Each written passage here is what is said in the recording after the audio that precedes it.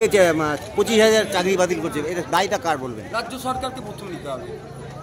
রাজ্য সরকার তার দপ্তরের মাধ্যমে ঠিকঠাকভাবে এগুলিকে মনিটরিং করতো, আজকে এই দিন দেখতে হতো না। এই যে প্রায় 26,000 চাকরি বাতিল হয়েছে, সবাই তো আর অযোগ্য নয়, সবাই তো আর যুক্ত অক্ষর বানান করতে পারে না এই ধরনের নয়, অনেকে যোগ্য ছিল। তাদের সোশ্যাল স্ট্যাটাস যেভাবে ডাউন হবে তার দায়িত্ব রাজ্য সরকার নিতে হবে। রাজ্য সরকারের যিনি চিপিয়ে আছেন, আজকে দেখছিলাম নির্লজ্জের মতো কীভাবে বলছে যেটাকে নাকি আমরা আবার চ্যালেঞ্জ করব। চ্যালেঞ্জ করা নয়, ওনারা এই যে দায়টাকে এড়িয়ে যাওয়ার চেষ্টা হচ্ছে। রাজ্য সরকারের এর মধ্যে সম্পূর্ণভাবে ইনভলভ আছে। আমরা চাইব দ্রুত মেধার ভিত্তিতে নিয়োগ হোক, এবং যারা টাকা পয়সা নিয়েছে সিবিআইয়ের সেই জাজ করার সেই জায়গাটাও প্রভিশনটা রেখেছে, কোর্ট অর্ডারে দেখেছি। যারা দুর্নীতি করেছে প্রত্যেকটা জেলের মধ্যে থাকুক।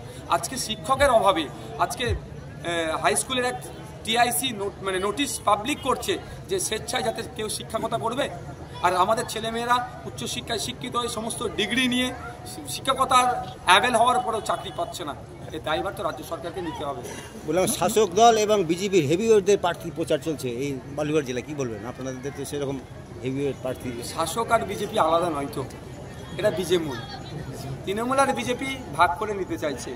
এই বাইনারি ভেঙে আমরা মানুষের কাছে পৌঁছাচ্ছি। দেখেছেন হাজার হাজার আজকে মানুষ এসেছিল, ভয় হুমকি চুমকিকে উপেক্ষা করে এসেছে। মানুষ বিকল্প চাইছে, আইএসএফ বিকল্প।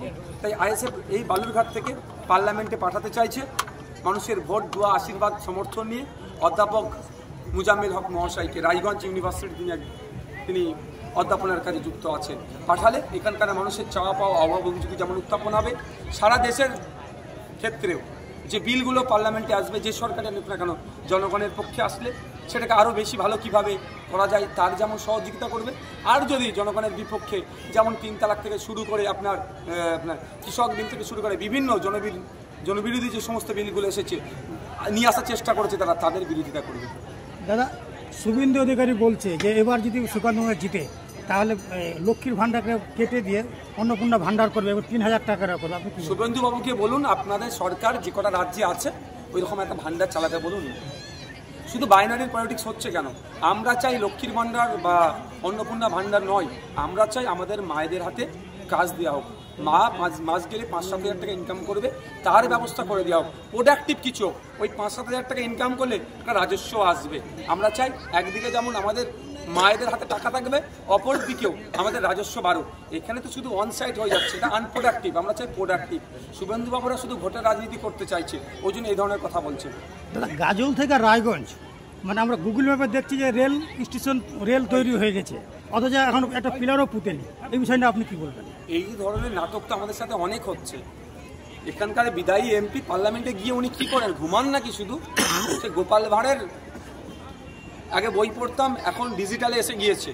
গোপাল ভাঁড়ের বইটা দেখে কিছু হাসতাম আর কিছু জ্ঞান উপলব্ধি করতাম।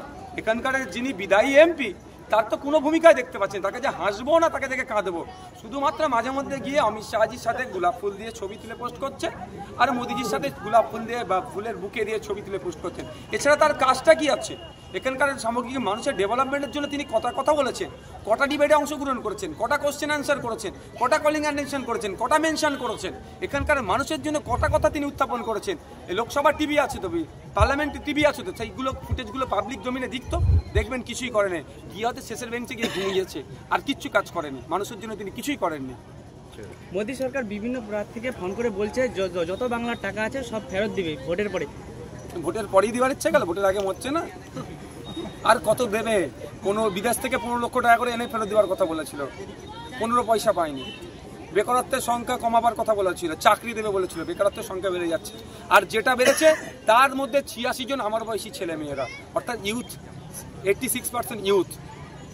অনেক কথা ওনারা বলে, কিছু কাজ করেন। দাদা, আমাদের মুখ্যমন্ত্রী বলছে যে সিএ যারা ফর্ম ফিল আপ করবে তারা আর কি মানে ডিটেলস ক্যাম্পের এনআরসি ফর্ম ফিল আপ করতে মানে করছে, বাধা দিচ্ছে।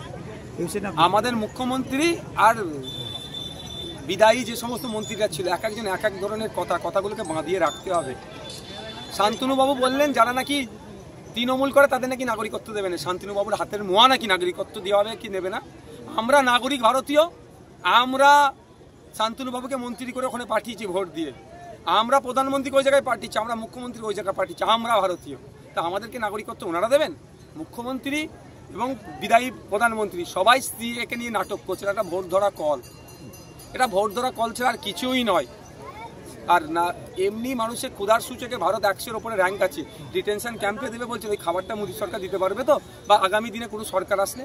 শুধু ভোট ধরা কল, এতে ভয় পাওয়ার কিছু ব্যাপার নেই।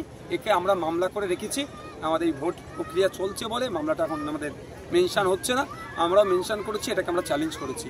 দিদিমণি অনেক কথা বলছেন, সিএ আটকাবার কথা বলছেন, আসল জায়গায় অর্থাৎ আইনি লড়াই কিন্তু যাচ্ছেন না, শুধু কাকা ছিচি স্টেজ থেকে করছে, আইনি লড়াই যাচ্ছেন না। আইনি লড়াই গেলে ওনার ভাইপোকে হয়তো গ্যারেজ করে দিতে পারে, ওই ভয়ে যাচ্ছে না।